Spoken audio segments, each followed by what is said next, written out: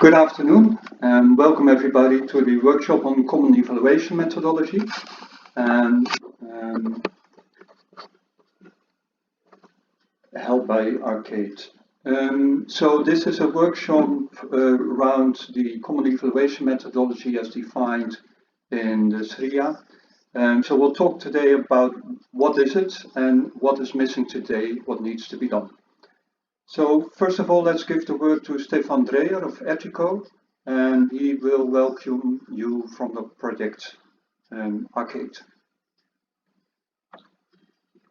Thank you, Cesar, for the introduction, and I would like to welcome all of you as well as part on behalf of the Arcade Project Consortium.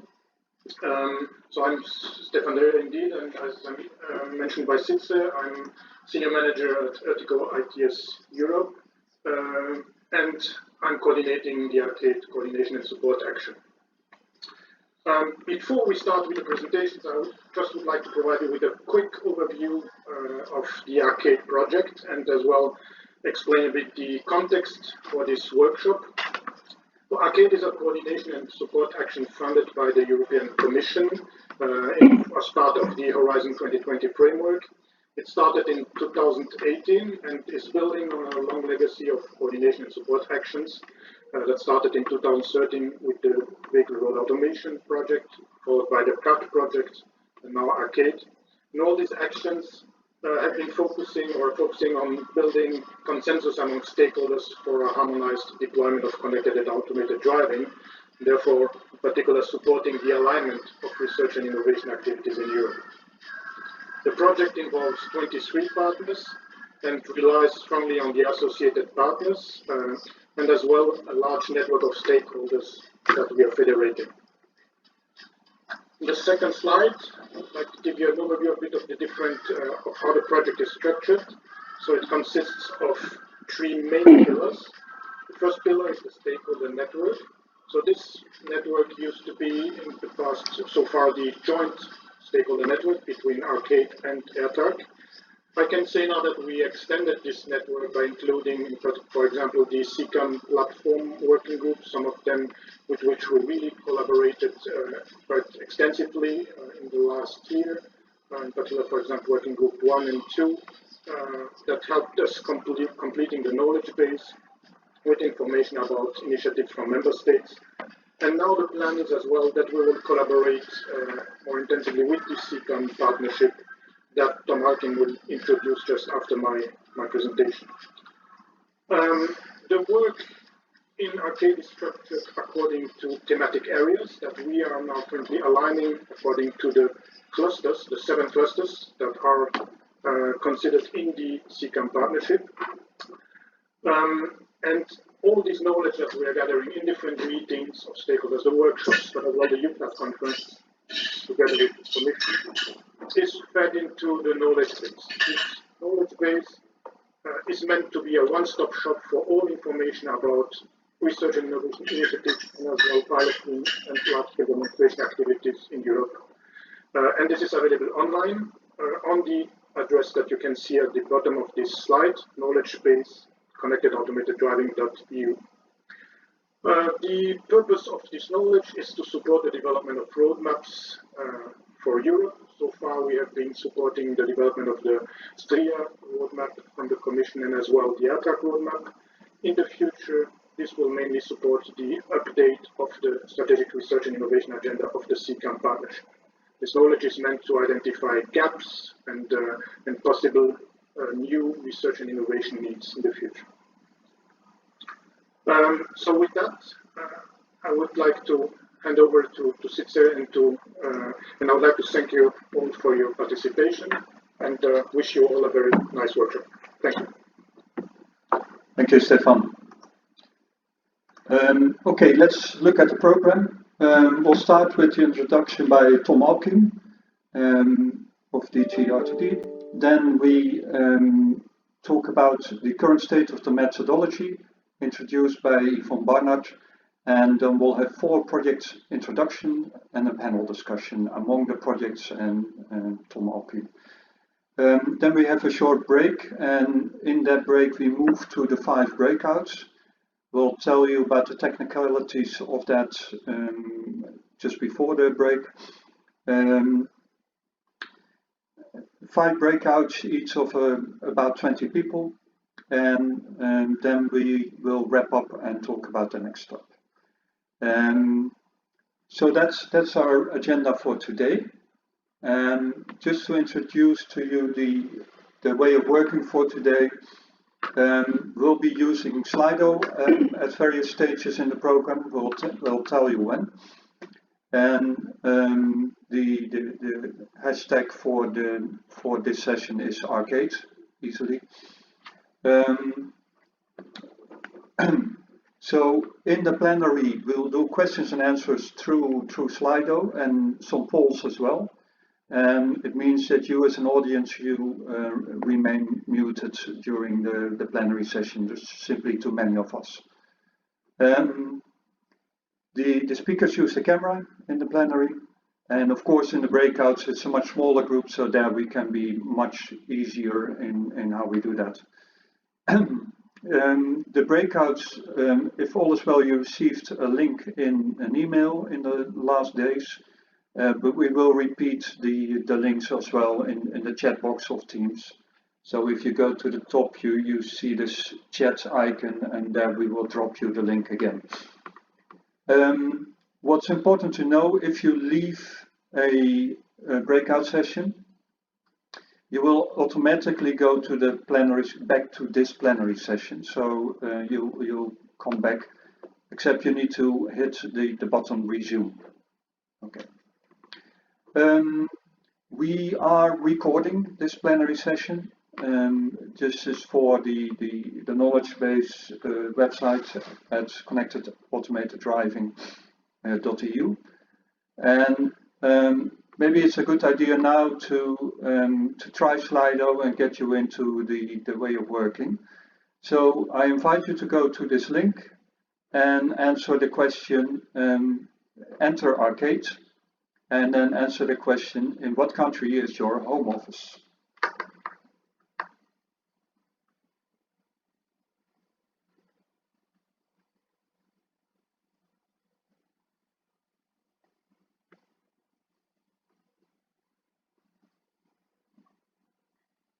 Please enter your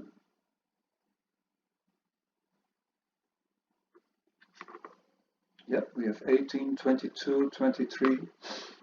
That's going well.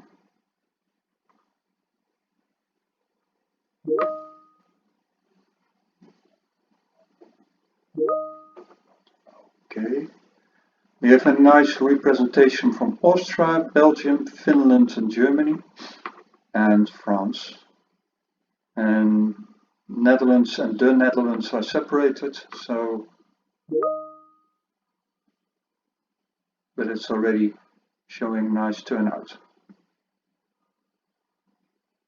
Okay, Belgium seems to be winning, but not sure. Germany as well. Good, thank you. Now that you've seen how this works, we can use it more often. And if there are any technical questions as an audience, you can drop them in the chat box. We'll monitor it a bit, but please only use it in a limited way, not really to raise questions or raise discussions. Good.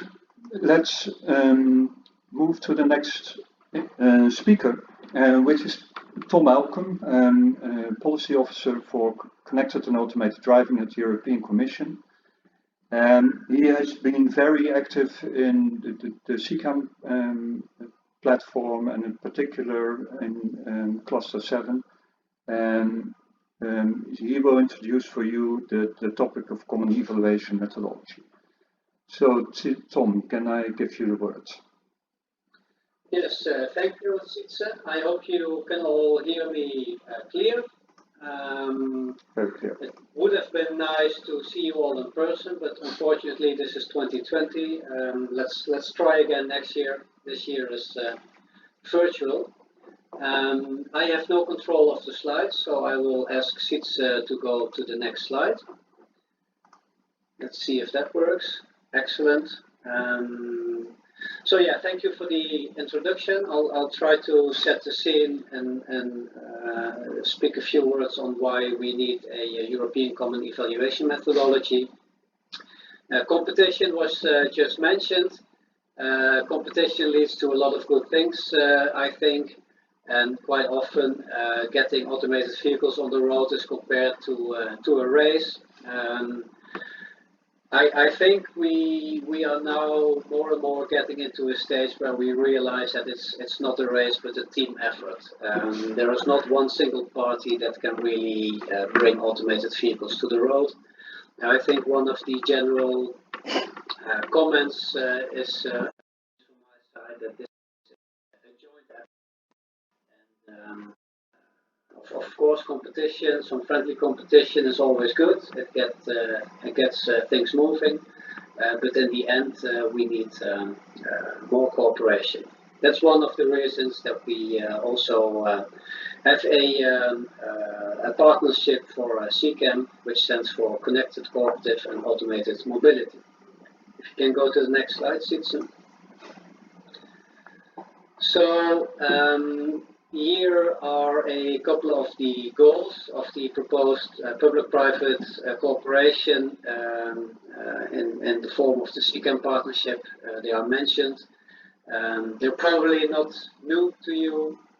In general, if we want to reap all the societal benefits of automated driving, connected and automated driving, it can bring us a lot of good things in the field of safety, in efficiency, ecological footprint reduction, and inclusivity as well.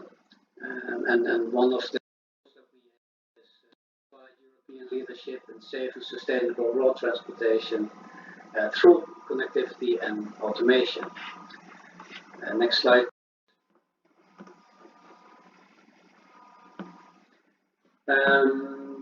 Therefore, in the upcoming partnership, which is there for the next 10 years, so the next framework program, Horizon Europe, starts January 1st, 2021, so that's pretty soon. It will last for 7 years, but the last goals that will be launched will still go on till 2030. So for the next decade, we foresee the CCAM partnership to be active, and we have clustered a lot of the activities in these 7 clusters. And for today, I think, and that's what I put in red, the most important one is the research coordination, and then in particular also work on the common evaluation framework. Of course, with connected and automated driving, you need to realize all the challenges from all the different boxes. So you cannot just pick and choose and have a couple of goals realized. You will not get the benefits. The benefits, you will only get them if everything works. That's why it's also so complicated. At the heart of the partnership, you see large-scale demonstrations. And that's because we believe that we really have to learn from practice. It's a really big step to go from theory to practice. A lot of unanticipated challenges will arise from that. And if we learn from that, we can adapt and we can go, well, you could say we can go in circles, but this iterative approach will bring us further to the end goal, I think. In-vehicle technologies, key enabling technologies, validation, integrating the vehicle in the transport system, so the relationship with the infrastructure, those are all elements that really need to be worked out in detail. And in the end, if you have something that works, is well integrated, is safe, you still need users that are willing to use it and trust it. And this is not something that should be seen as something that you do at the end of a project or just as a last phase. This is something that more and more needs to be included from the beginning. So more user-centric approach is needed. And in the end, as 7th cluster research coordination, and I think it was mentioned that there is some fragmentation, and quite often we are quite busy with the slogan learning by doing, but a lot of the focus and efforts are on the learning or on the doing part, and we often forget the learning part, and especially also sharing it with others. And in a joint effort, this sharing of lessons learned is quite important. Next slide, please. There are two different things, the CCAM platform and the CCAM partnership. Cici, you mentioned that I was in the platform at cluster 7, but actually I was in the platform in working group 2, looking at a couple of challenges around sharing information and coordination. The CCAM platform was launched in June 2019, where we realized that testing is really essential for further technology development, assessing the safety and performance of technologies, anticipating user and customer expectations, and analyzing the impact on society. And some of the efforts in working group 1, for instance, of the platform, they were input for the CCAM partnership. So the CCAM partnership will be in the mid and long term taking over a lot of the activities from the platform. Together with my colleague Guus van der Schouw and DG Move, we are chair of working group 2, and there you see some of the goals that we had. And one of them was to develop common approaches for testing and assessing impacts, and therefore also the common evaluation methodology. Can you go to the next slide? And we had some experts and some members of this working group, and together we had several workshops to work on this. In the first session, which took place in March of this year, we discussed the possible scope of such a common evaluation methodology, the potential strengths and weaknesses of such an approach, but also gaps in knowledge and expertise for developing it.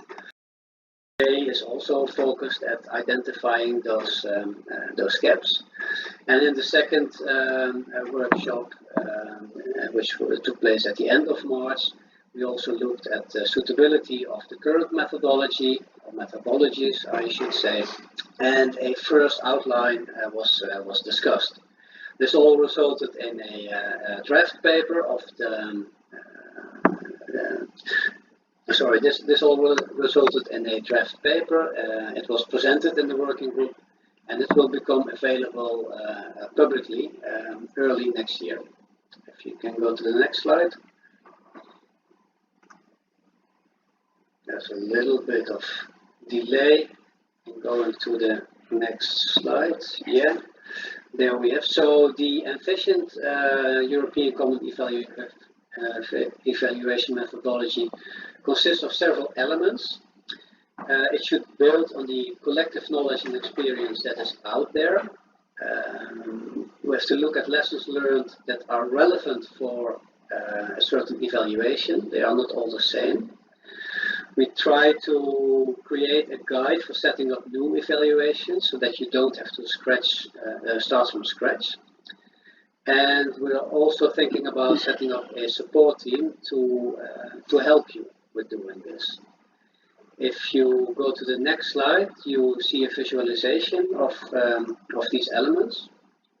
And what you see here is that on the left side, you could say, well, we have a vast collection of collective knowledge and experience from previous and current projects.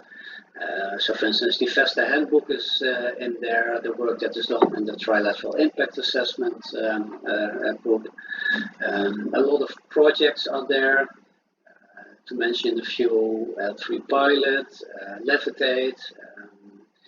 One that is not mentioned here, but is maybe a little bit different, but does have some overlap, is of course Head Start, which looks more at safety assessment. And then I think what really the balance is here is that if you collect all this knowledge and experience, it is hard to read that all at once before you go on and do a next project. And maybe not all the information is relevant for you because not all projects have the same purpose.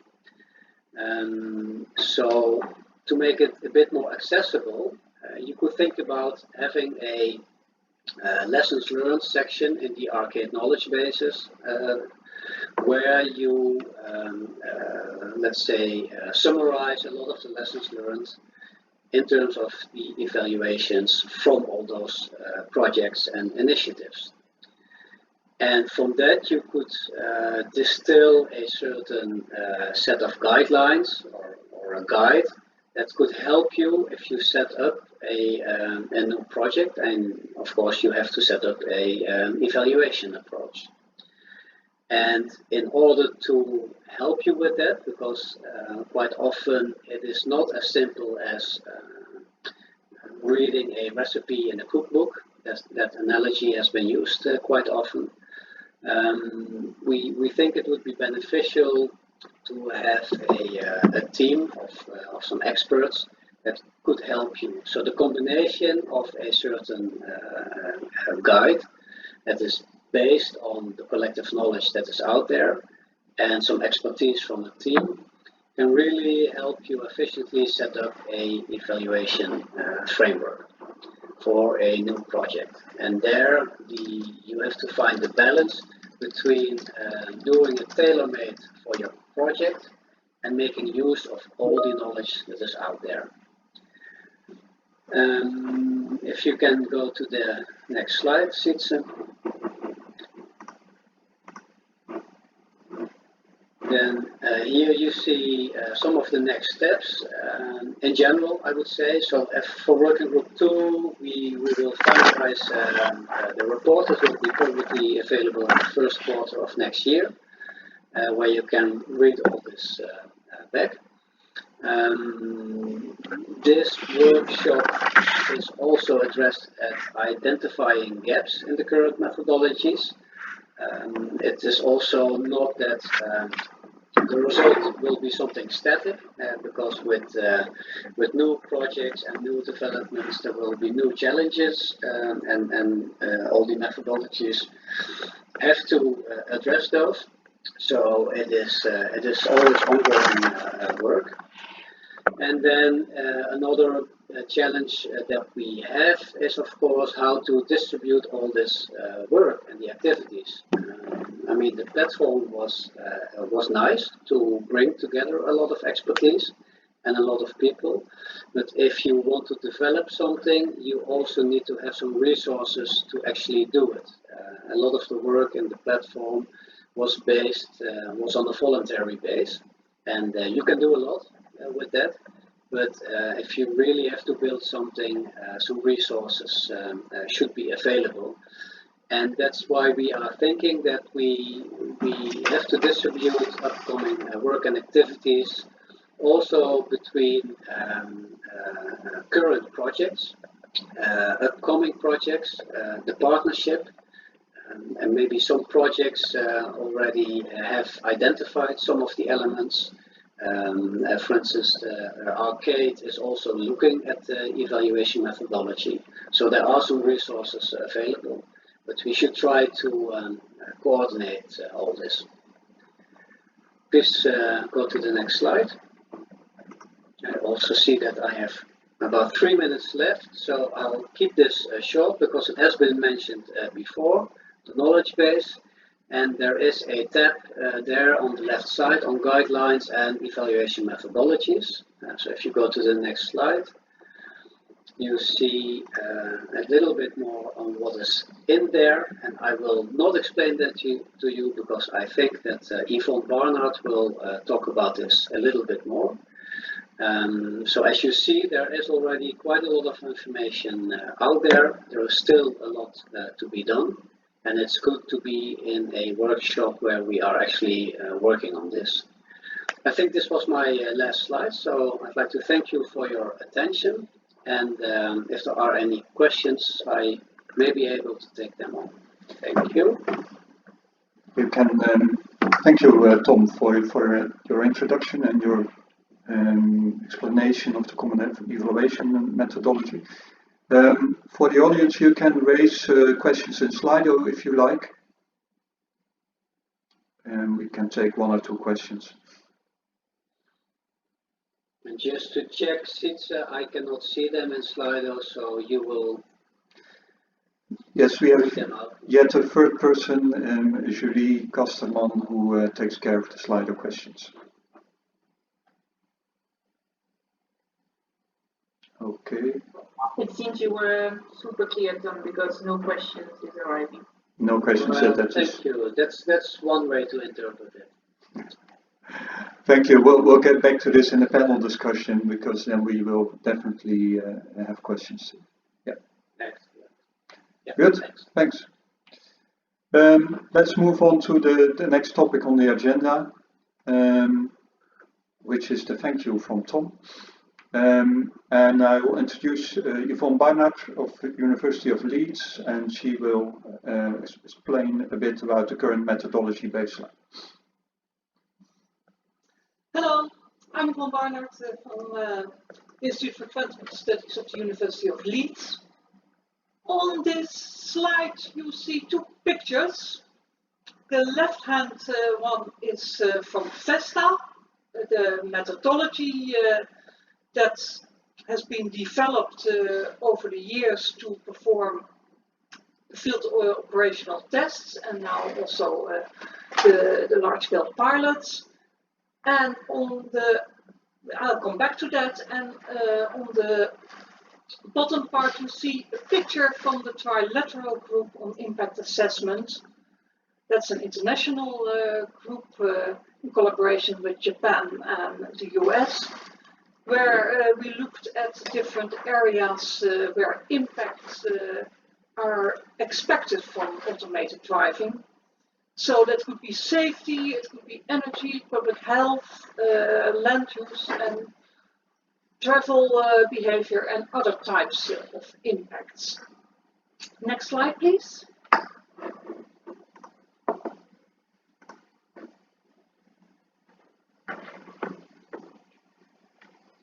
So Tom showed you a screen shot from the knowledge base of ARCADE and the part of the guidelines and evaluation methodologies in that knowledge base.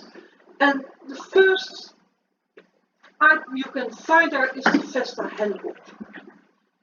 That was the description of the field operational test methodology, but it was developed for in-vehicle systems and for ADAS systems, but is now also being used for automation projects. And as Festa has been developed by the community of people who are doing these evaluation projects and is evolving, it will probably be a strong basis for a common evaluation methodology. In the knowledge base, we also have an automated driving testing and evaluation materials toolkit, where we bring together documentation that will be helpful for projects. It's based on the different chapters of Festa.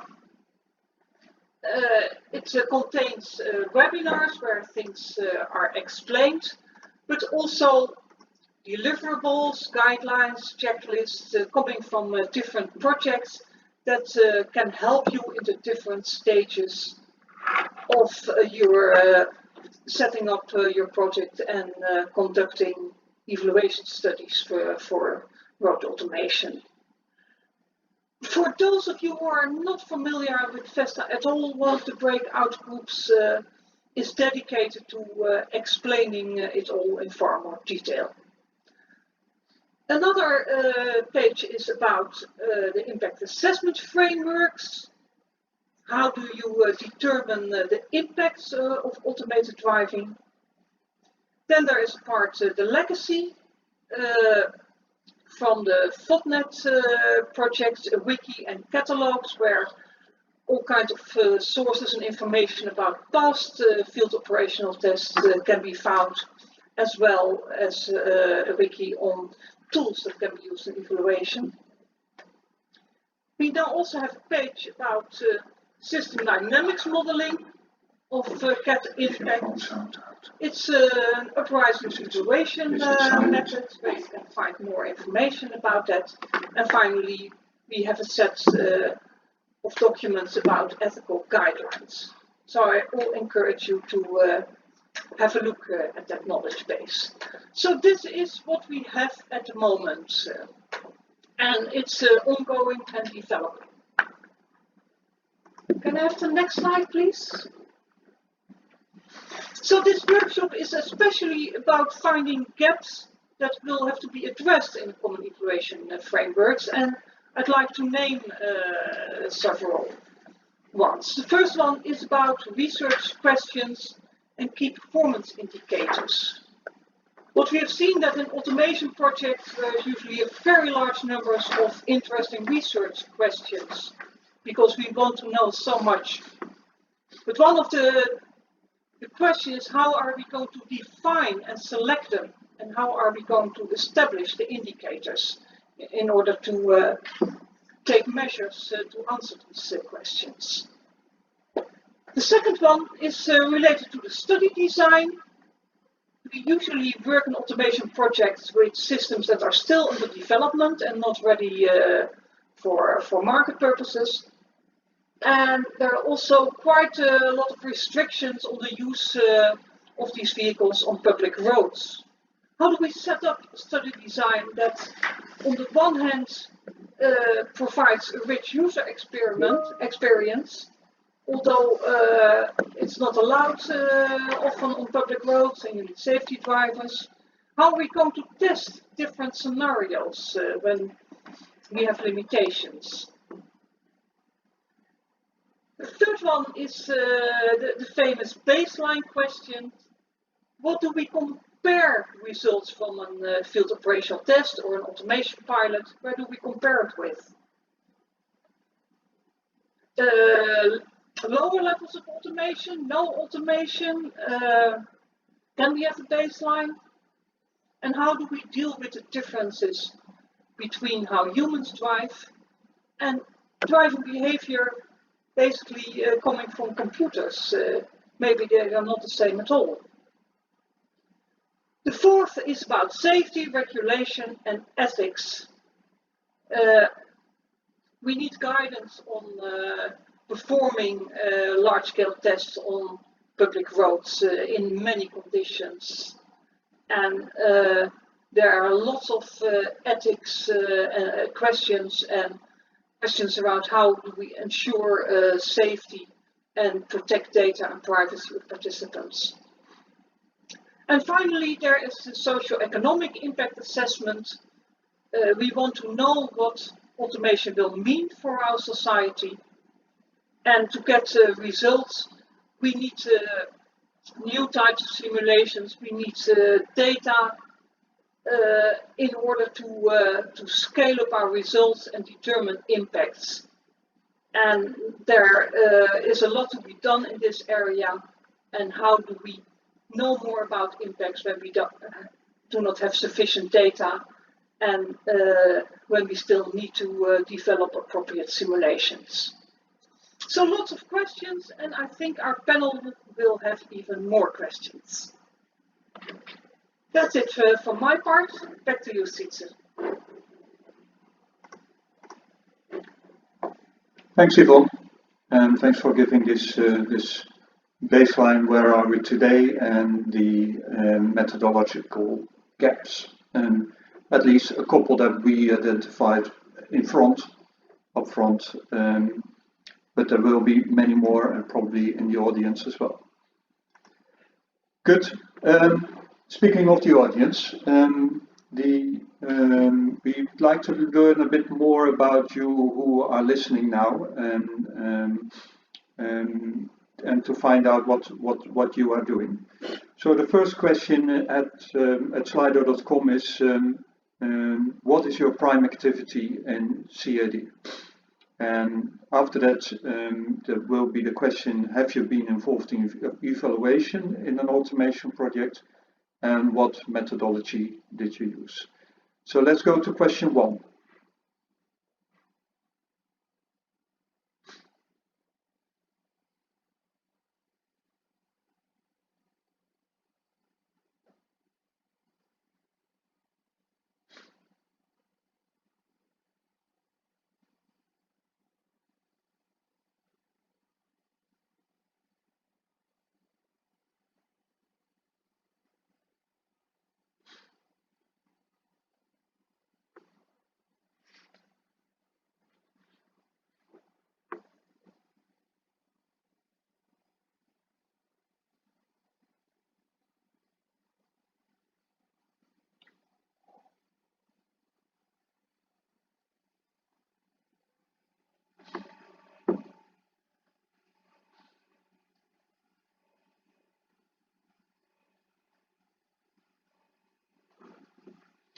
Okay, I see a fair bit of impact assessment, a fair bit of evaluation, project leaders, people involved in FODs.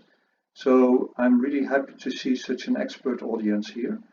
I see also safety validation, verification and validation, and a couple of people from the policy side and from the city side.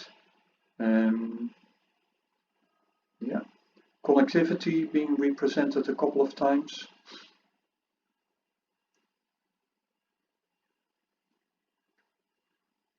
And more connectivity, very good. Okay. Yeah. Okay. So it's really clear that we have an expert audience. Have you been involved in evaluation? That's very good. That's a very high percentage, 3/4 almost, going up and down. So that's again confirming that we have an expert audience here. So that I really look forward for the interaction in the breakouts then. Right. So Festa is well known. That's very good to see. Other evaluation methodologies are around and are being used.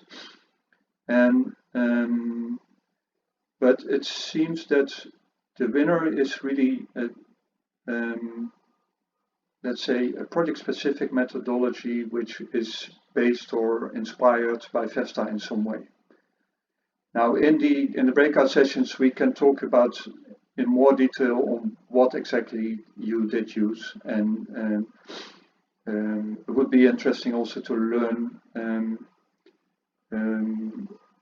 Clearly, you didn't use Festa 100% in most cases, so what did you add or change or modify? Okay, thank you. So we're back to the slides, and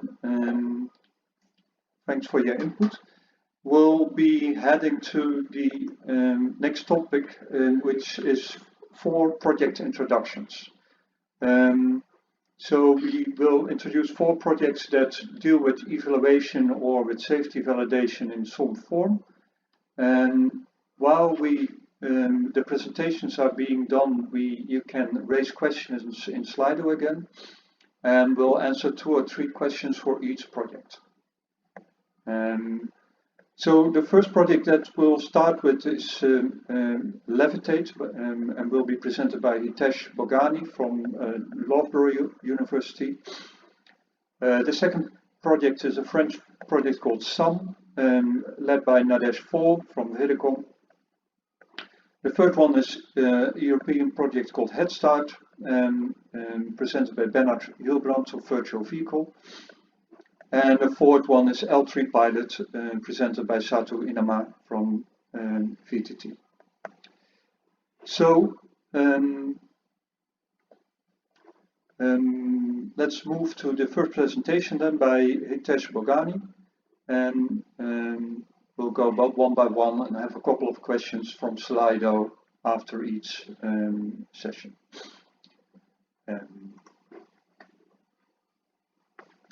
Please go ahead, Hitesh. And maybe you can turn on your camera, and you're muted. Yeah. Hello, everybody. Pleasure to meet you all virtually. So I'm Hitesh Bogani, working at Transport Safety Research Center within Loughborough University, and it's my pleasure to introduce or give you an overview on Levitate project. Well, Levitate really spells out as societal level impacts of connected and automated vehicles. It's an EU project funded and began in 2017, and the expected end date is November 2021. So only about a year left. We are focusing on city-level forecasts from connected and automated vehicles, and the project goal is to help city and other authorities to look at forecasts of impacts from CADs on urban areas, and presented with different forecasting and backcasting scenarios, which are based on multidisciplinary methodologies. And as I said earlier, the forecasts are basically on city level, but over the short, medium, and long term. The project size is overall 566 person months, which is quite a big size, involving about 10 European level partners, research organizations, universities, and commercial organizations. And we also have 3 international partners within our project. So just to give you an overview on methodologies we employ within our project is we look at individual use case level, may it be urban transport related, passenger car related, or freight related. And depending on the level of details of those interventions or technologies, we employ either mostly traffic microsimulations, but in conjunction with that, we also use system dynamics models. We conduct Delphi surveys and also look at operations research methods for freight-related use cases. And based on traffic microsimulation results and many other methods, we can also forecast safety related impacts using different methods there as well.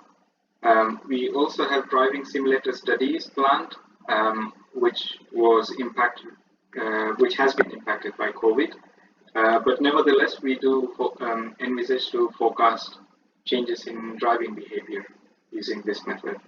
So there is a broad range of methods that we use, and the aim is to come up with evaluation framework that's applicable for field trials, evaluation systems, and technologies. And we aim to also have scalable system which can be extended to regional and national level. And our approach is to have transferable evaluation framework to cities and regional levels and also national level. And hopefully this could become a basis for common evaluation methodology. So in terms of methodology gaps, of course we were not the first project to come up with any issues related to methodologies. And I think you will all agree that we have various different ways of interpreting automated driving in simulation environment. So what kind of driving characteristics could they be represented as within driving simulator? Within the traffic micro simulation environment. So these are kind of the questions that we had, and we settled on as a project-wide decision. What should be the driving characteristics that we should implement? We also had a question about what would be the composition of fleet in terms of cautious and aggressive. Surely the first generation vehicles would always be sensitive to many different interactions. So those will be not as confident as the aggressive, what we term it as. So what you can see on the right. I hope you can see my cursor.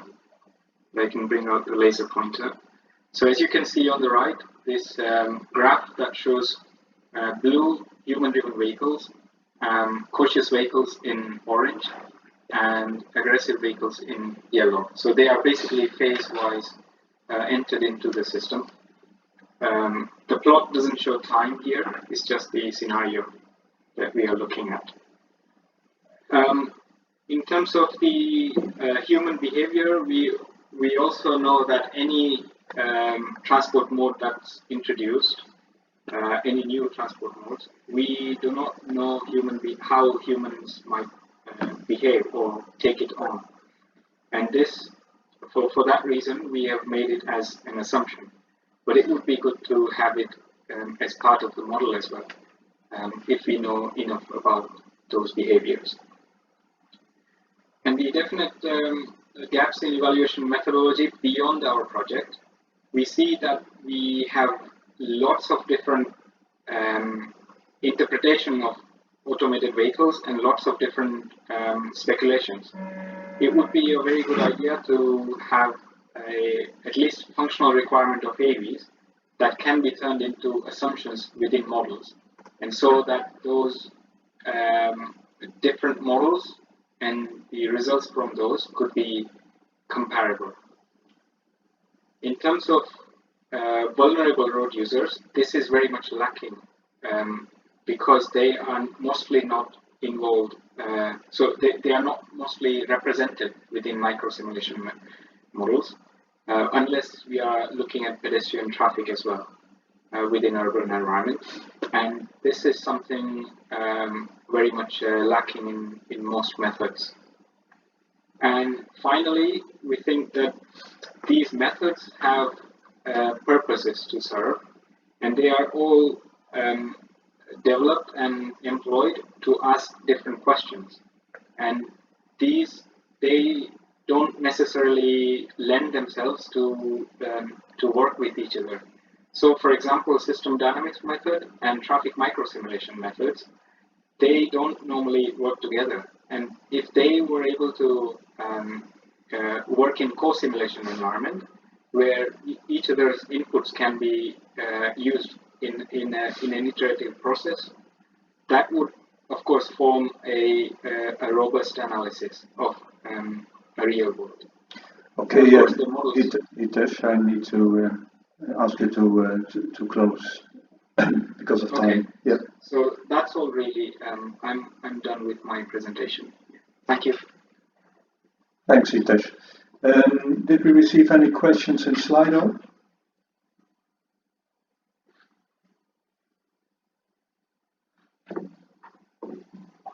I'm afraid not. No? Okay. Then I have a question to you, Hitesh. So you already mentioned merging multiple evaluation methods. So one of the methods that you showed is Delphi method, which is an expert-based method. So what kind of topics or aspects would you use Delphi for? Okay. So within Levitate framework, we do not have good models to estimate inequalities in inequalities generated from this CADs or CAPs. So this is something that we are asking experts to have some opinion on. whether it's likely to increase or decrease. So you mean social inequalities? That's right. Yeah. Yeah. Okay. There are other, sorry to go over, there are other kind of questions as well, which are similar in that manner, but they are basically qualitative level estimation, which is not really addressed in modeling environment. Okay, thank you. There's one question in Slido. So what are the different time horizons that you use, or if any? So good question. We have mostly looked it up to around 20 years, but actually based on the forecast of market penetration, we can see that up to 70% of time horizon would be most likely appropriate for long term, because that's when we see 100% or nearly 100% market saturation. Yeah. Okay, so you deliberately choose a time horizon where you have still mixed traffic. Yes, that's most likely and most realistic. Yeah. Okay. Thank you. Thank you. One last question, and you can see. So while planning to implement scalable system at the regional or national level, what criteria do you use to scale up in your micro simulation? How to validate such simulation results from data collected from surveys? I will try to attempt answering this question, but I don't feel that I'm an expert in this field. So in our project, we have our partner Einstein, who have developed a scale-up methodology based on PCU values. So this is the presentation or the research work that will be presented at TRB. I'm not sure about the timings of that, but I would like to point you to that presentation from Levitate, which is basically looking at turning the microsimulation results into system-wide network. Okay, thank you, Hitesh. So the people have received a link to the Levitate project, so they can look for this particular topic there as well. Yeah. Thank you very much. Yeah. So we move to the next presentation, which is the SAM project and will be presented by Nadesh Fall. Nadesh, if you can help us to stick to 5 minutes, that would be wonderful. I will do my best, Sid. Good afternoon, everyone. It's a very, I would say, thrilling and exciting exercise for us, for the whole SAM team, to present our project in such an audience. SAM is a French national project which started in June 2019, and it's a 36-month project, so we are still in the early stage of the project. SAM is addressing various use cases, and you can see on the map here, on the French map, the locations of the various FOTs that we conduct in the project. So we are addressing automated driving, level 3, valet parking service, VTC, which is ride-hailing services, mobility, new mobility services, public transport, and urban delivery. So in front of that type of variety, our objective is to deliver the methodologies, the data, and the evaluations results to assess the safety, acceptance, and overall socio-economic impact of the automated driving and the mobility services. We have 13 demo sites, and we are gathering 18 industrial and academic partners, and the global budget of SAM is over 100 million euros. You can give me this following slide, please, Sid. So in terms of methodology, we have approached it from the Festa methodology, but we have several local circumstances of SAM which required to adapt the methodology. And so we started from the L3 pilot methodology, but we have multi-FOT project, we have multi-different vehicles, different services. So we had to adapt the methodology to adjust to those differences. So the major phases of the Festa methodology being preparation, driving, and evaluation, and of course the coordination of multiple FOTs. And the main adaptations were required for the coordination, preparation, and evaluation phases. Basically, what we did is to define common research questions for all the different FOTs, common research questions which required common data format to be addressed in a similar way.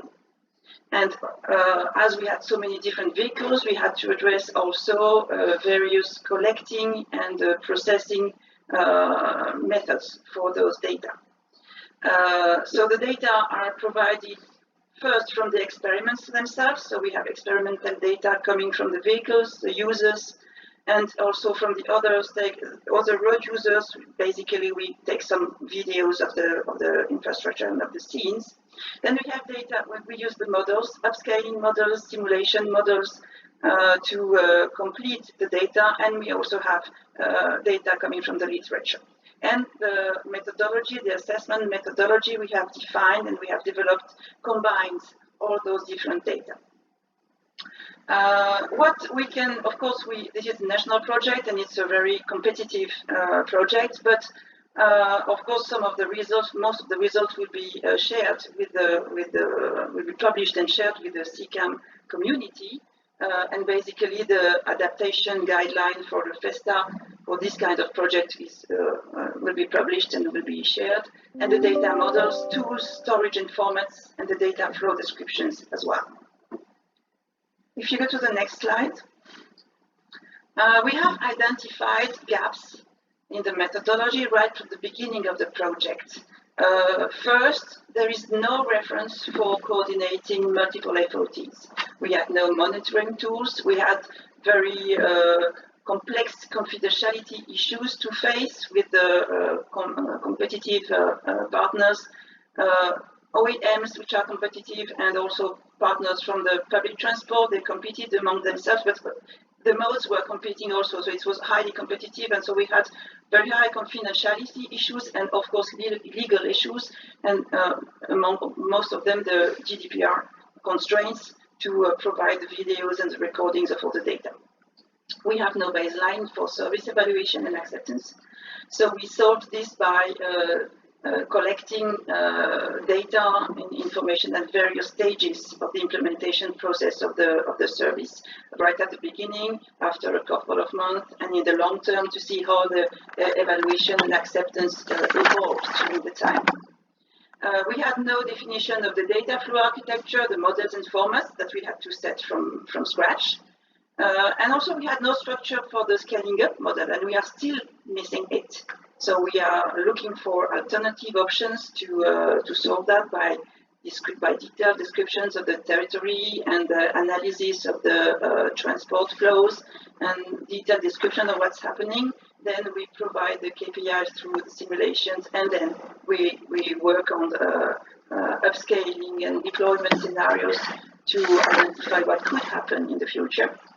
And we had to develop a complete, from scratch, evaluation architecture to allow the right combination of all the data.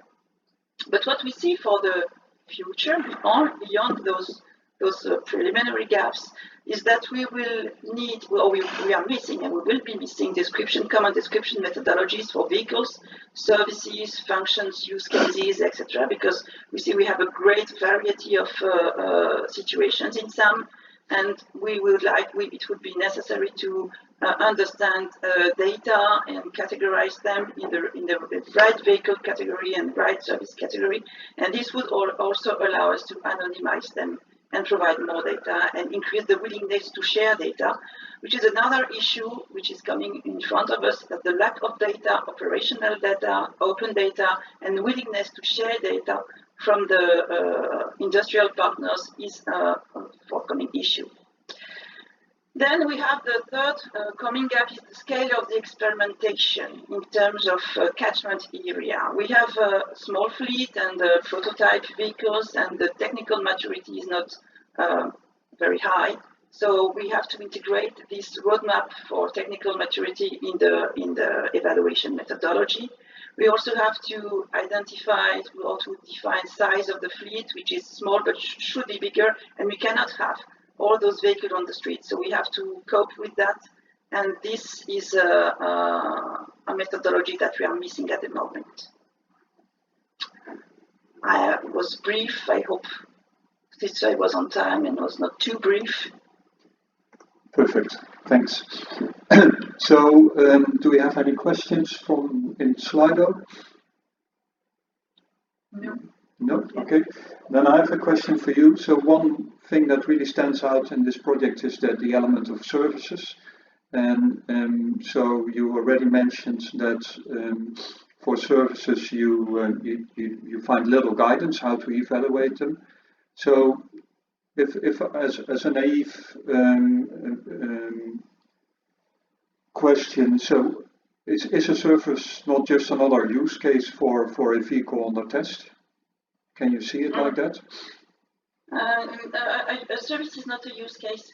Within a use case, you have very different services and various services, and sometimes if you talk about public transport services, for instance, some details might differ from one service to another and might induce different behaviors and different acceptance levels within the users. So it's very, very important to describe the service in detail, really in detail.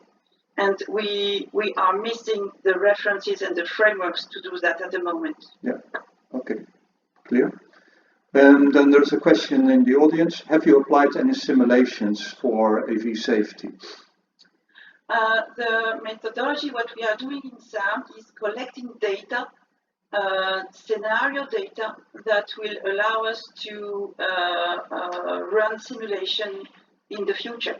So due to the COVID crisis, we haven't been able to start the real experiments and driving sequences yet.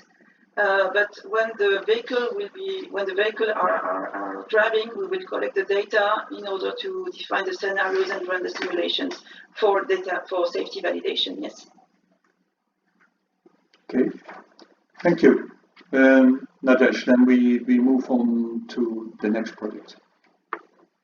Thank you very much. Which is the Head Start project, and that's Hilbrand. Can I give you the words? Hello, thank you for the introduction.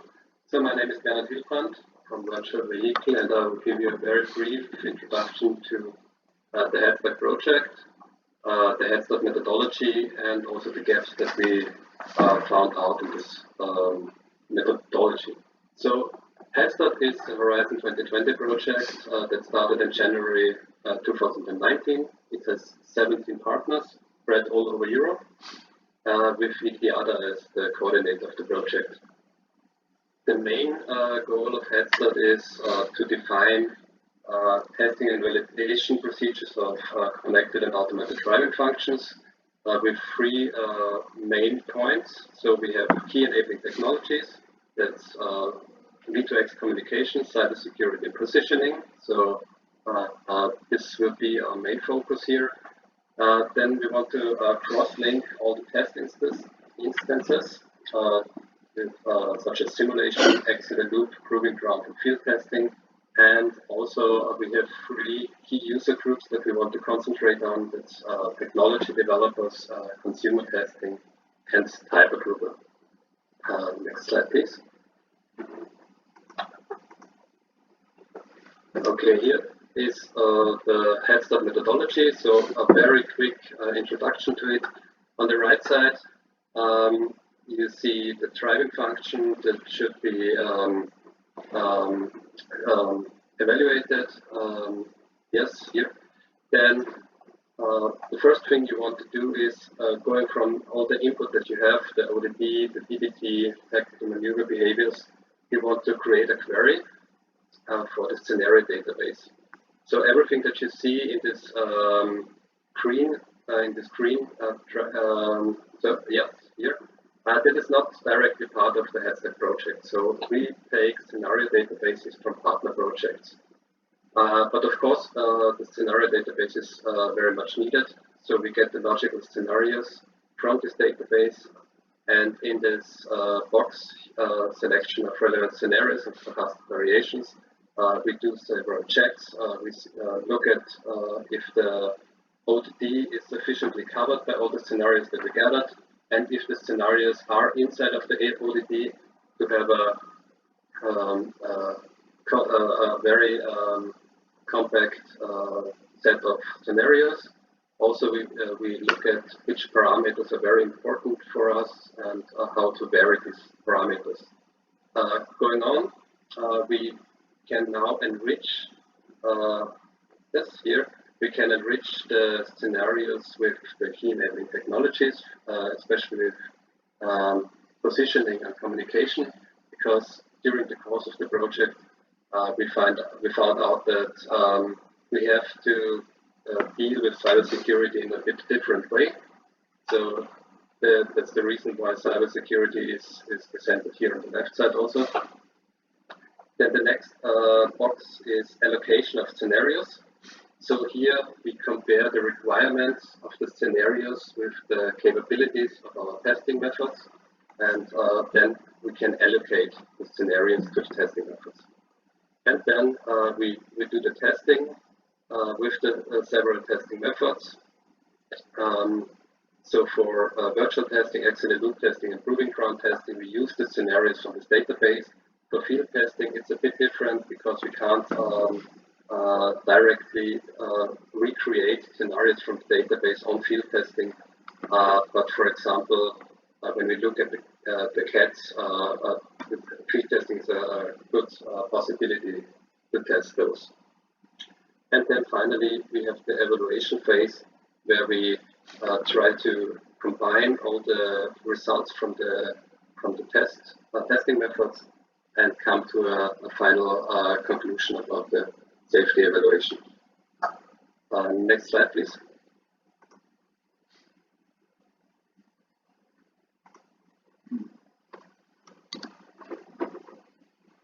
Okay, here are 5 of the gaps that we found out while working on the methodology and on the procedure. So I tried to mark those in the methodology where they are located.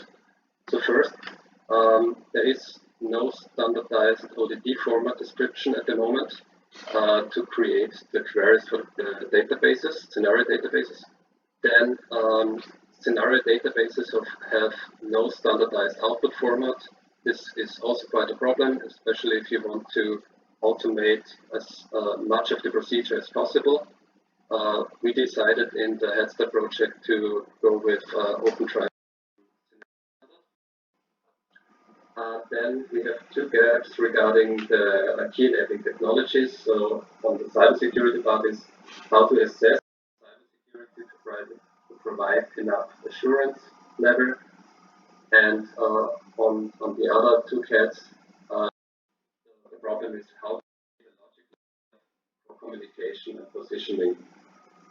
And then the last gap that we found out is how should the evaluated tests or test results be combined for a final evaluation. Those are the sum of the gaps that we found out, and that's my very quick introduction to this. Thanks. Thanks, Bernard.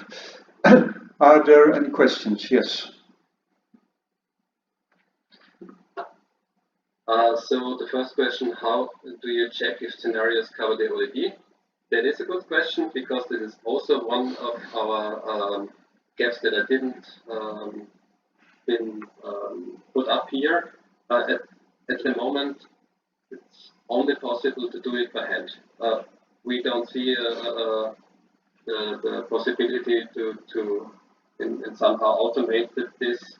But you have to look at the ODD, you have to look at the scenario itself and check if it's inside. In the Headstart project, it's as I said, not necessary to automate this methodology, this procedure. This would be nice in the future, but for the evaluation of this methodology, what we will do within the next year, the thing how we do it is we might have a smaller number of scenarios and have to do this by hand.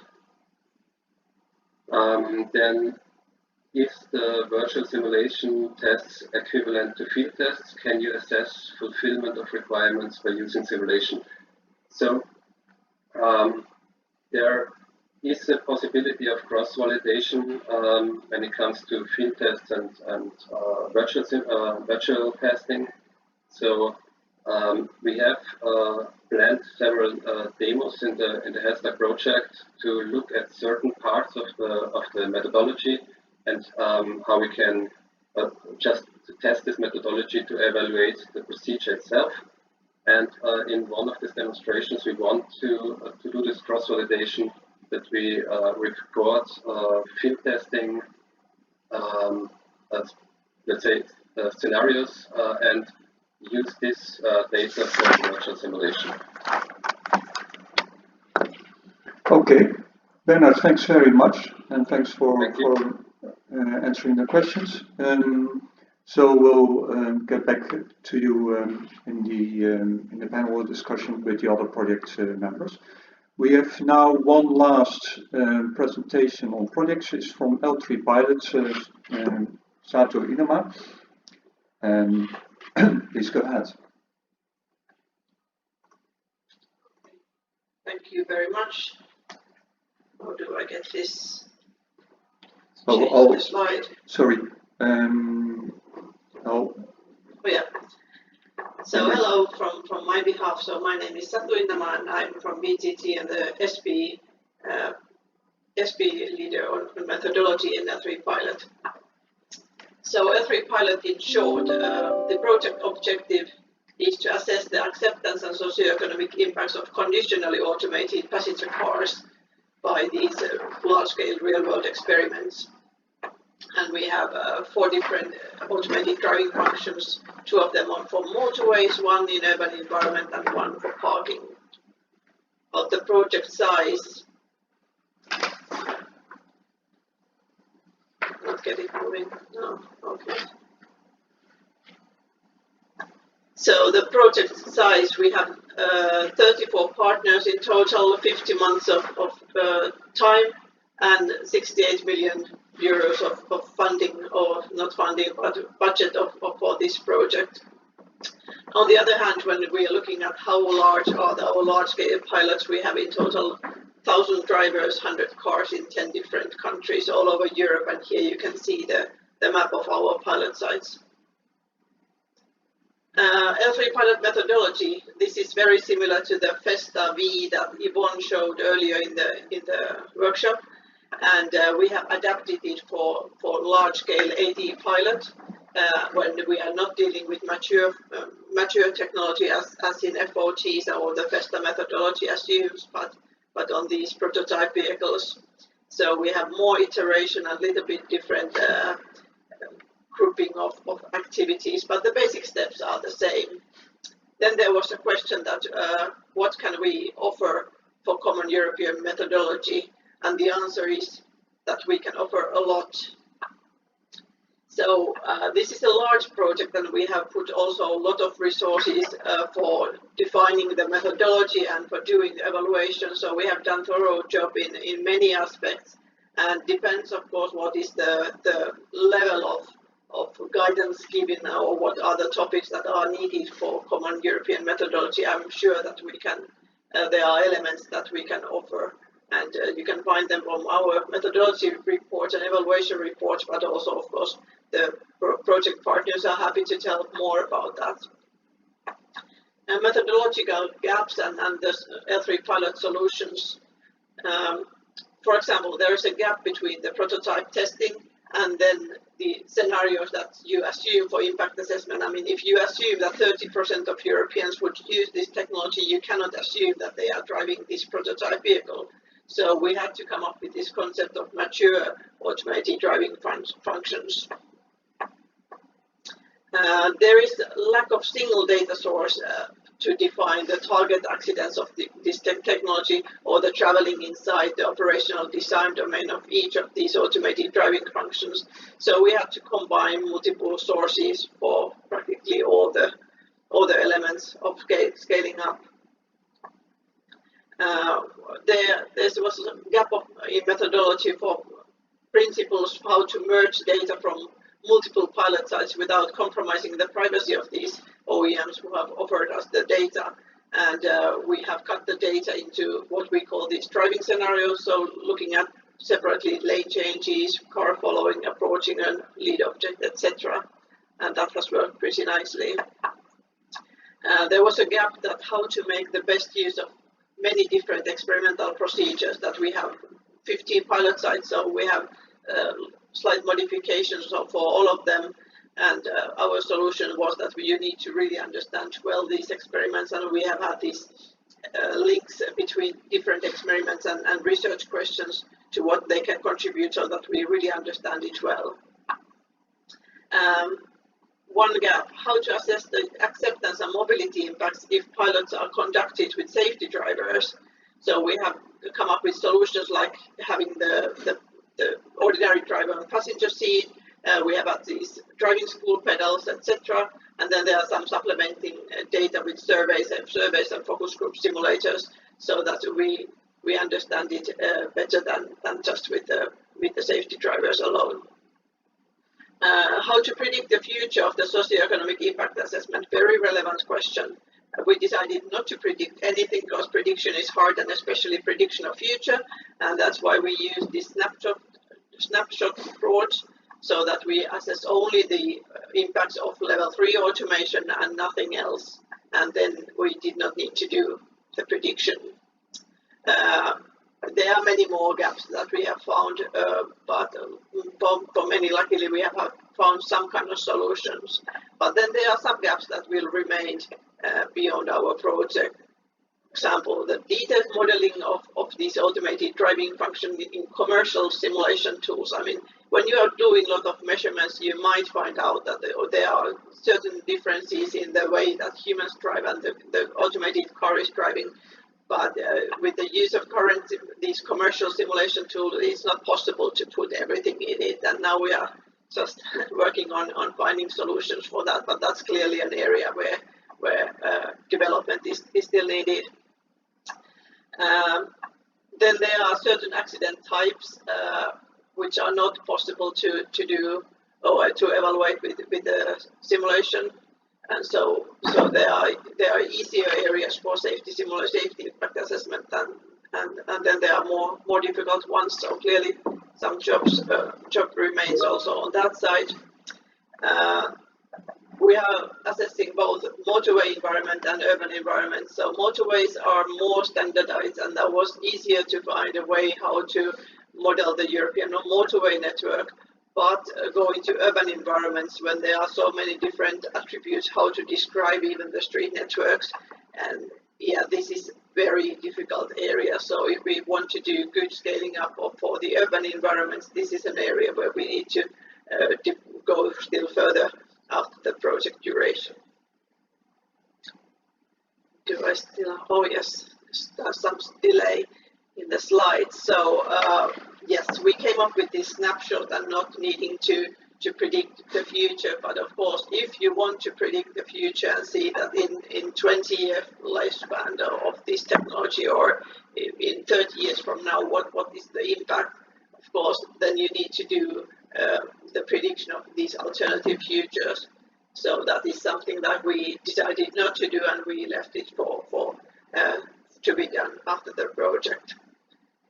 And this is very brief overview of methodological gaps that were found. So we can discuss this more in the panel and in the breakout. Thank you. Thank you, Satu, for a very dense couple of slides and a very good overview of L3 Pilot. Yes, I have a question for you. So did I understand correctly that you stopped predicting the future? You take a snapshot of what you measure now and yeah? Yes, and we include, or we just assume that part of vehicles or cars today would be automated, and that's how we see the impact of just level 3 automation and not of all the aspects. I mean, transport is evolving anyhow, so there will be different changes, electrification and urbanization and getting old and whatever. So there are a lot of trends which will affect the travel behavior, and we didn't want to mess with those. So just looking at the impacts of level 3 automation. But there is a question on what impact areas did you include in the socioeconomic evaluation? We are looking at environmental impact, then we are looking at transport network efficiency impacts, we are looking at safety impacts, and then we are looking at those travel behavior impact of people. So we call mobility impacts. So just to if you look at the environmental impacts, for example, would that be of a single vehicle? No, we are looking at on network traffic flow level and networks, and scaling up all our impacts to EU level. Actually, EU plus UK, Norway, and Switzerland to include all our partner countries also there. Yeah. Okay. Jobs, we are not looking at those, so the workforce impacts are out. Yeah. Okay.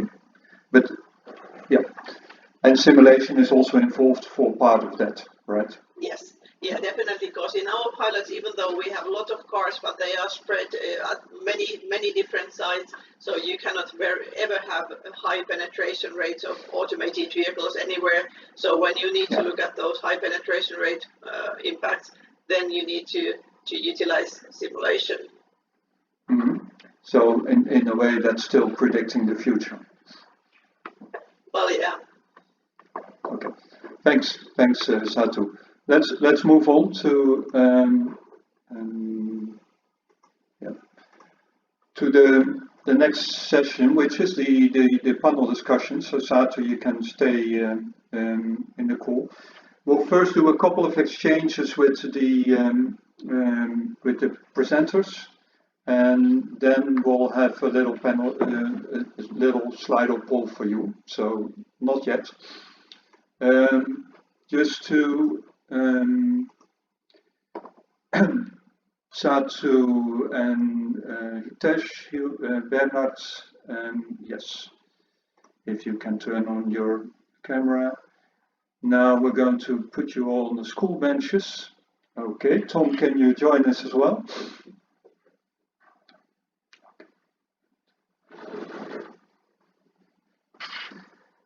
Okay, let's see, Tom is sitting front row, so that's very good. Thanks for joining and thanks for your presentations. We've seen 4 projects and they're all in a way very much related. Of course, we didn't pick these projects without a reason. So if you look at the other projects presentations, were there any things that stood out for you? Anything that you thought that's really interesting in that other project?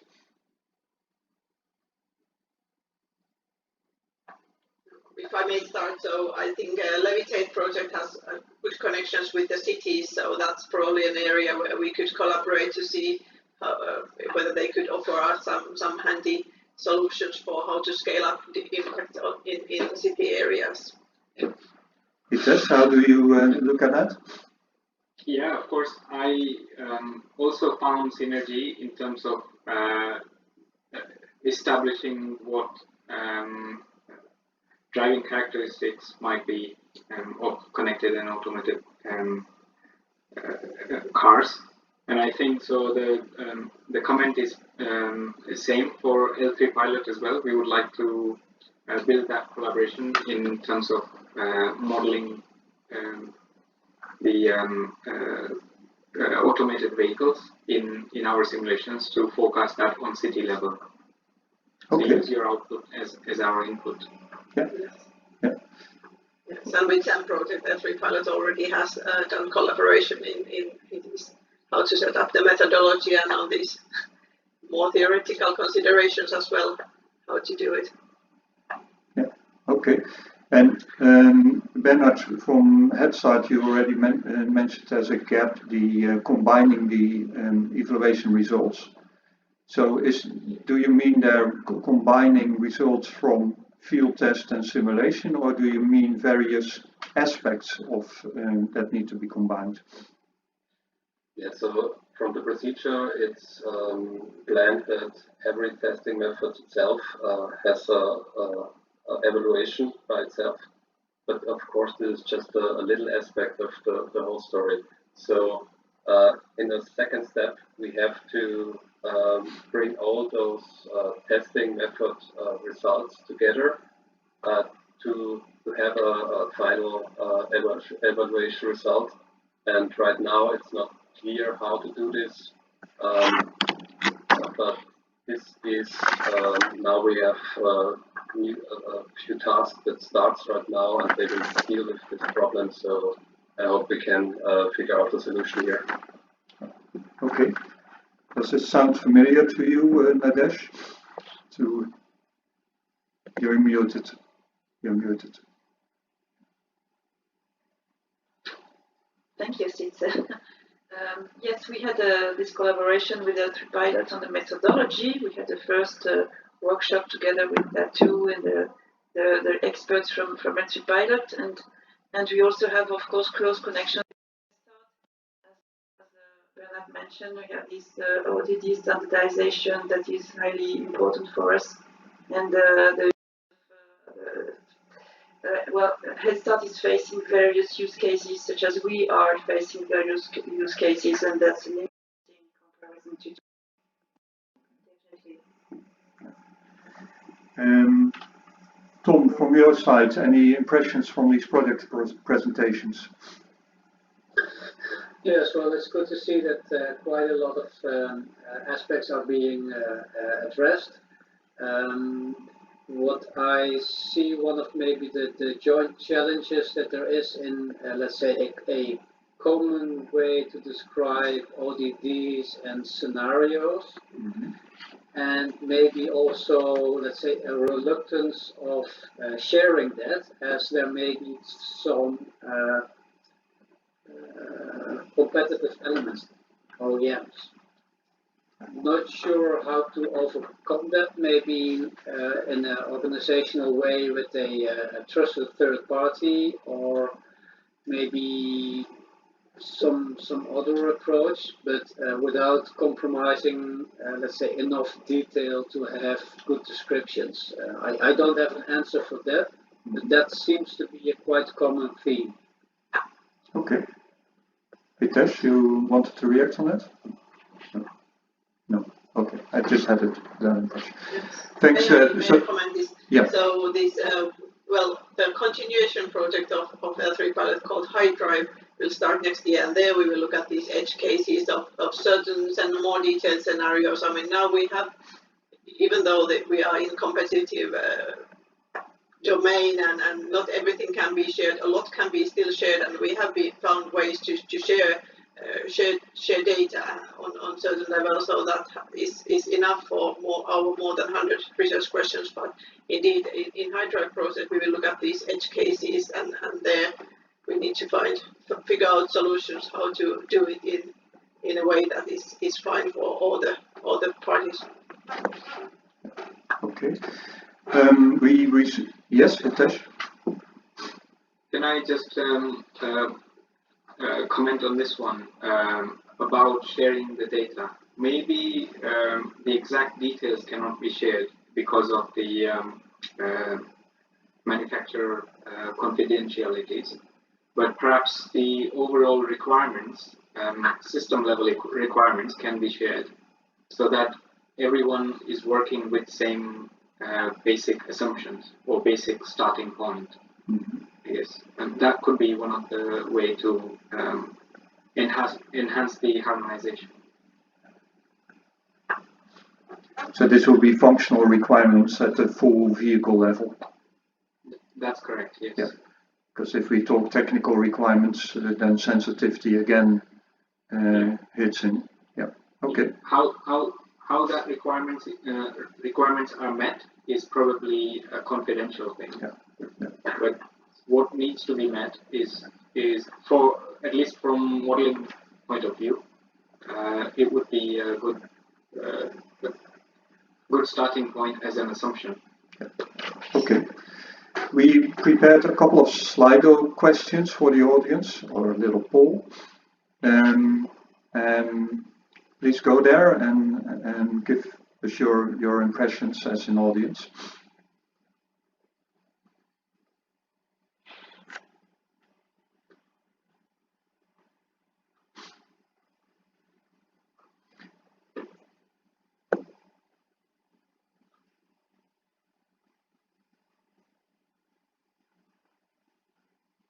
Since while people are doing this, Yeah, perfect. Yeah. for the panel. Thanks. Yes, Julie, we have a couple of questions to the panel. So there's a question, how to deal with different options for development of future scenarios. So would there be a similar kind of framework like Festa for scenarios as well, and would that help? Is my rewording of the question, but you can read it yourself, of course. So if we go to the panel, who would like to respond to that? Please unmute yourself, yeah, and go ahead.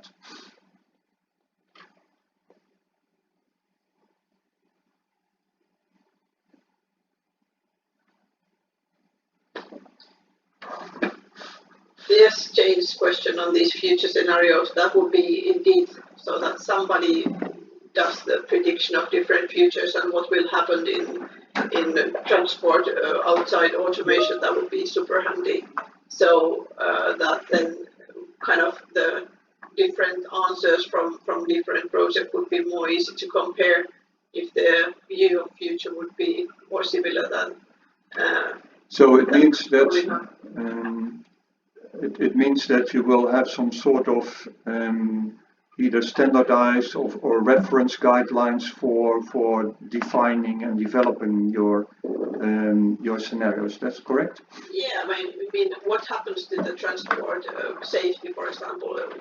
How many accidents there will be in 10 years from now if nothing is done? You know, how many cars will be electric, and what kind of ADAS is in the cars? What are the penetration rates of different ADAS functions, etc.? There are a lot of areas where we don't really know. We can just predict, and our predictions might not be the same. Okay. Yeah. Thanks. If I may add something on that. Yes, please. Both the scenarios for future deployment are a key task for the impact assessment.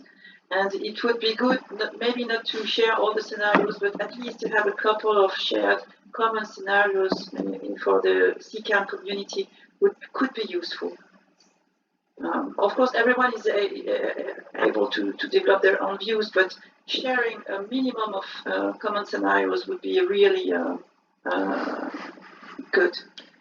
And now we're talking about scenarios maybe at two levels. One at the vehicle level, so what it will meet on the street, and another is how the area of CAD will develop over time. So Nadesh, which one would you give priority to? Both. Okay, thanks. Okay. But vehicle scenarios is probably more important for private vehicle and L3 automated driving, but area development is also very important for public transport and L4 services. So we need both, I believe. Yeah, okay. Depending on what you are looking at. Yeah. Let's move to the next question. Which was addressed in relation with L3 pilot presentation. Okay, thank you. And then on the concrete test scenarios, how to determine parameter values, maybe that's one for Let's Start. Yes, indeed. Yes, I can answer to this. So when we want to get, so what we get from the scenario databases, or what we expect to get from the scenario databases, is open drive, open scenario files, but also a parameter distribution. And with this parameter distribution, we can look at which parameter values occur relatively often. So they would be relevant in the sense that this is a very common scenario which happens very often. And on the other side, we can also see which values doesn't occur that much, but this could be critical edge cases that we, of course, also have to look into it, especially with virtual testing. We can have a lot of simulations, and here we can really look at a quite big range of parameter values, and by looking at the distribution, we can see what are the relevant and occurring cases, and which are the edge cases that we also have to look at. Okay, thank you. Julie, because of time, I'd like to go to the poll. So to the questions to the audience. Is that Julie is going to the, well, yeah. quick. Okay, so here we have results for why a common evaluation methodology is important. Tom, could you give your view on these results?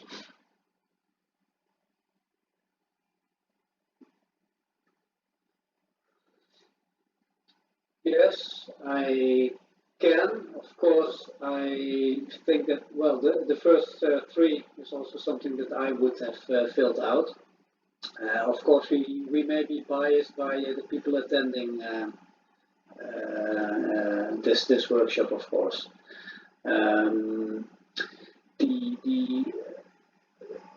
Let's say an easier or quicker start of new projects is maybe quite difficult.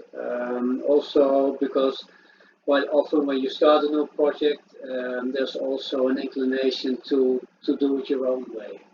But we do think that it would be helpful to start with what is already available. And yeah, the first two are, I think, a little bit easier to understand in that respect. Okay, yeah, thanks.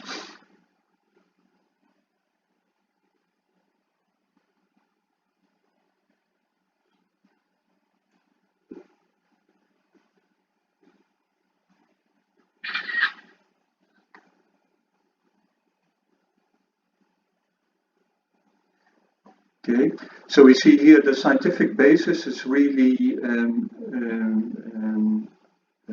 emphasized, meaning that if you have a conclusion about from your thoughts, it really is based on good reasoning, good logic, good statistics, etc.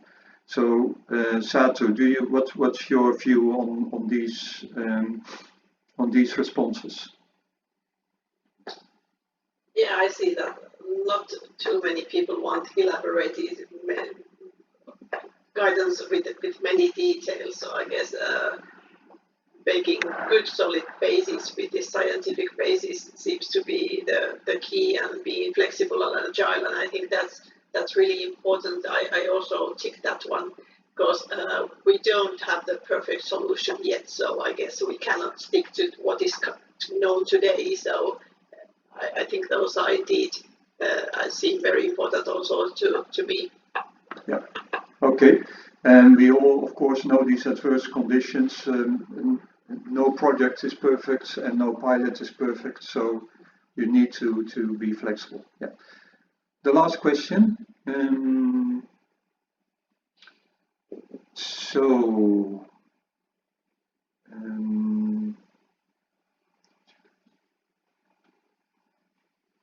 Good.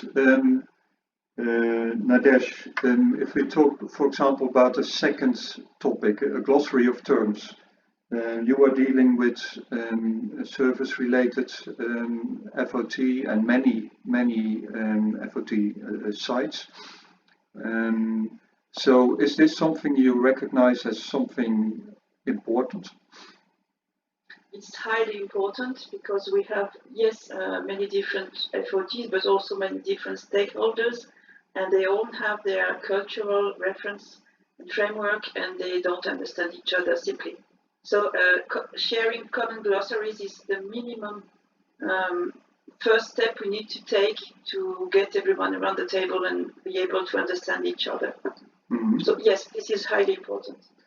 And is this something you need to do each project, or is that something you can do as generic as a common evaluation methodology?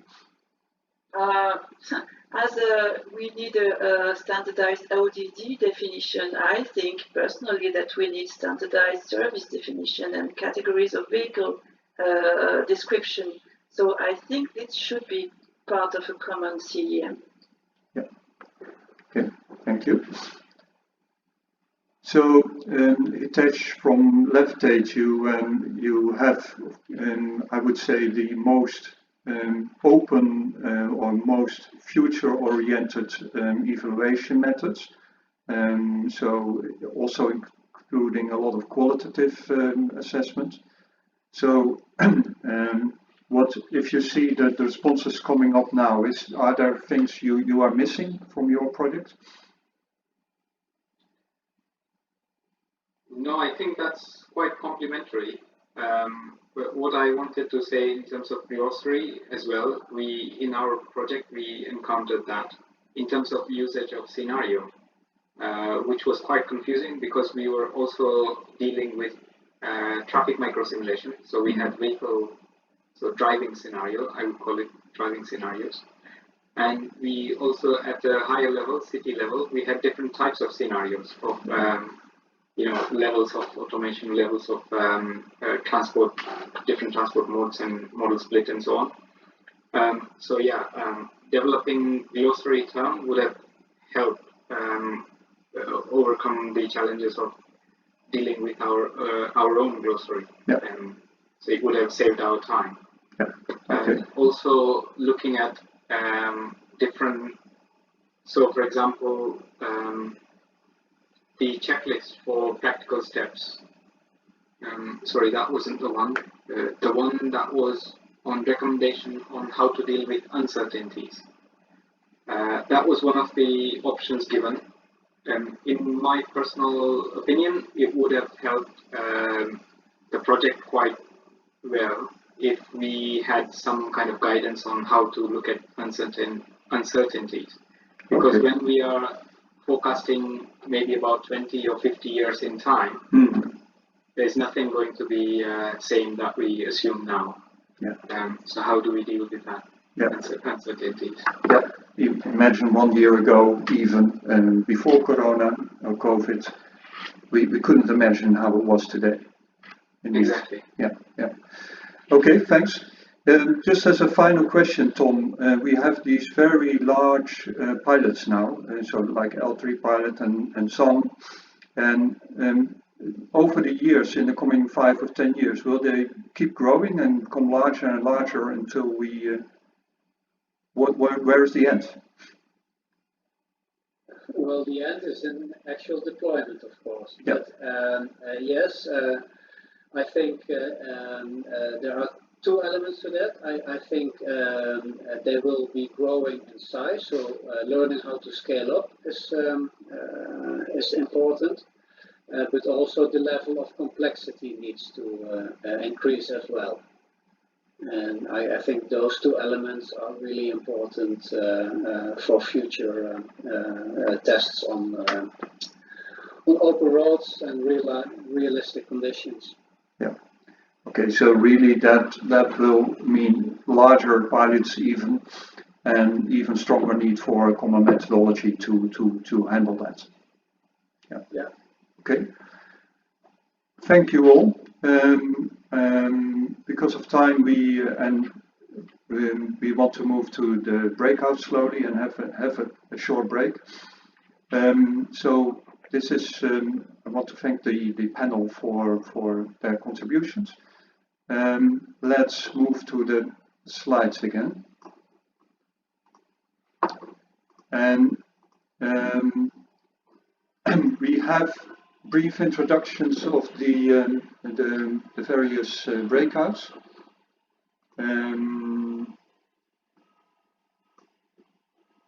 Just a moment. Actually, here you see the full organization team of this workshop. You see there's quite a team to get this all prepared. So first of all, we have one on large AD pilots where Satu and Inama and Isabel Wilming will present. Then we have on national and small tests where I myself, Maarten Amelik and Johan Scholiers will moderate. Then we have one on simulations and data by Sami Koskinen and Adrian Slocki. One on Festa methodology overview by Yvonne Barnard and Julie Kasterman. And one on the framework for efficient operation of automated fleets, the early days, by Nadesh Vol and Stefan Dreyer. And here we'll have a quick pitch for each of the breakouts. So as an audience, you are invited to select one for yourself. You'll get the link in a minute. And we try to somewhat equally distribute participants across the breakout. So Satu, please go ahead. Yes, so the breakout one is on large-scale AD pilots, and what are the topics that we will be looking into is that from large AD pilot viewpoint, what should and what should not be in common European evaluation methodology. What can large AD pilots offer for this methodology? As we have already heard that a lot of things have already been developed, so take a look at those, and then to identify methodological gaps that we still have, and who we would like to attend our session or the breakout session is those who have experience in setting up evaluation methodology or who have been doing evaluation in large AD pilots. So all of those, welcome to our breakout one. Okay, thank you. Breakout two is on small national projects. We'll start with an introduction with an Austrian shuttle project, also in rural areas by Karel Rero from Salzburg Research. And then we'll look at how small projects distinguish from big. What do small projects need from common evaluation methodology, and what gaps do we see? And so anybody who's worked in smaller or national projects is very welcome to join.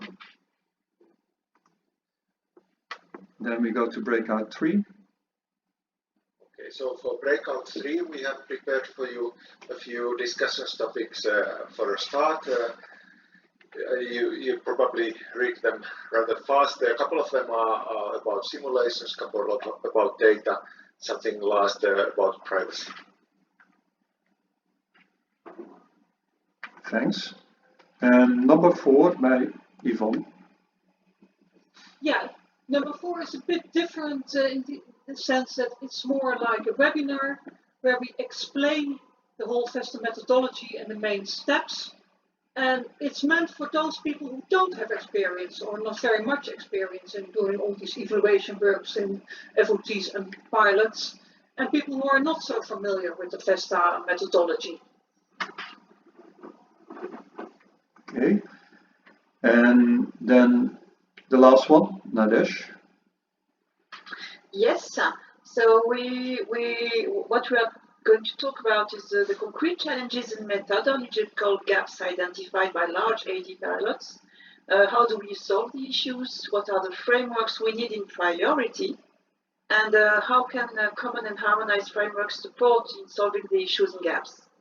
So who will be most interested in this session will be the organizers of regional or large-scale demonstrations and pilots, authorities and municipalities involved in the testing, and the industry and research partners defining and validating functions and use cases in the pre-deployment.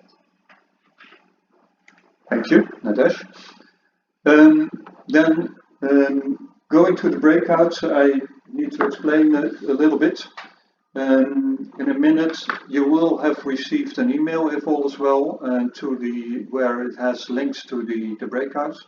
But I will also in a minute put the breakouts here like a link in the chat box. So you open the chat box here, and there you can click on the link. If you so the chat, okay, here it is. Then you click join and you enter the breakout session. You can leave the plenary session open. It will go to pause automatically. And after the breakout, you click leave again and you come back in the plenary session. But you really need to remember to click resume to activate it again. And if not, you're stuck somewhere in cyberspace, and that's not what you want. So that's important for a moment. I also notice we have 10 minutes delay. So we'll start the breakouts at 5 to 3 and we'll return to the wrap up at 16:25. So that is what we'll do. So 10 minutes for both times. And let's give you the links. I'll get them out. So you received a message like this in the mail, and I'll just copy them to the chat box. So here you see, no, not what I wanted.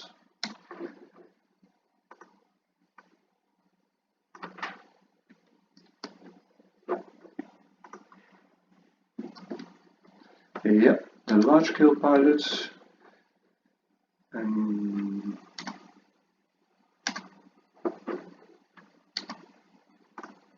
That's one. Then the second one is coming.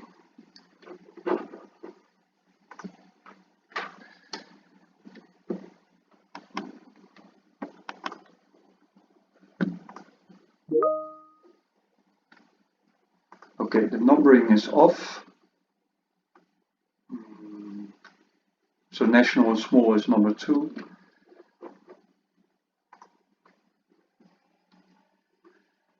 And here's number 3, number 1 as well. Simulations and data. And here we have number 4, which is the Festa overview. And then the last one is number 5.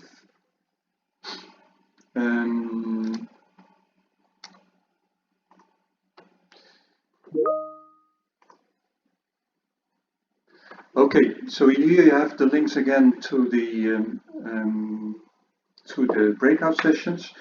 We'll give you 5 minutes to get there and stretch your legs and have a comfort break and all that, and then actually at 3 o'clock we'll start the breakouts. So see you in a couple of minutes, and if you're stuck in and you can't reach the breakout session, return to the plenary and we'll try to help you. So back in 4 minutes. Yeah.